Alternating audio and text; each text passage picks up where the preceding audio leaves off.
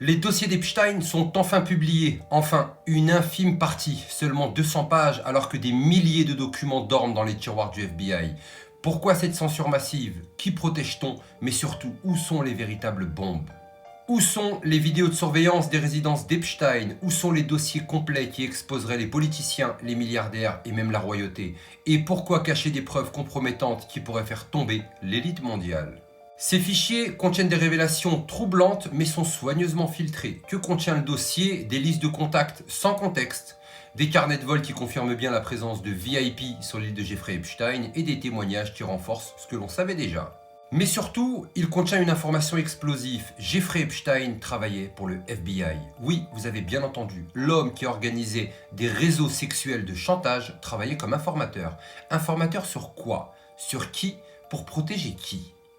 Pam Bondi, procureur général des États-Unis fraîchement nommé par Trump, a demandé l'accès total des dossiers. En réponse, elle a reçu un dossier censuré, expurgé et vidé de son essence. Mais pourquoi le FBI tenterait-il de bloquer l'accès à ces dossiers? Le FBI de New York détiendrait encore des milliers de pages secrètes. Et tenez-vous bien, un lanceur d'alerte affirme qu'il existe d'innombrables vidéos et audios montrant des figures de haut niveau dans des situations extrêmement compromettantes.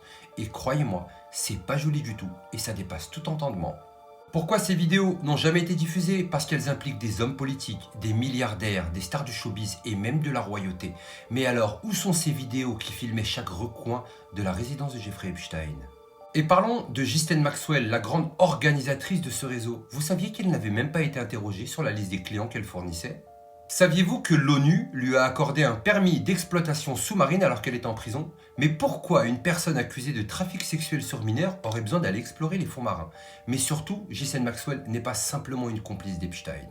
Son père, Robert Maxwell, était un mania des médias, mais surtout un agent secret avec des connexions très haut placées, notamment avec le Mossad, le MI6 et la CIA. Si Jeffrey Epstein n'était que la façade, Ghislaine Maxwell pourrait être bien la véritable tête pensante. Mais son réseau est-il toujours actif?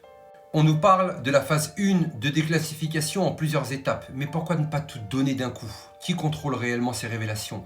Qui essaye de cacher des choses au public? Et jusqu'où ces ramifications vont-elles? Dites-moi en commentaire, la vérité sortira-t-elle, oui ou non?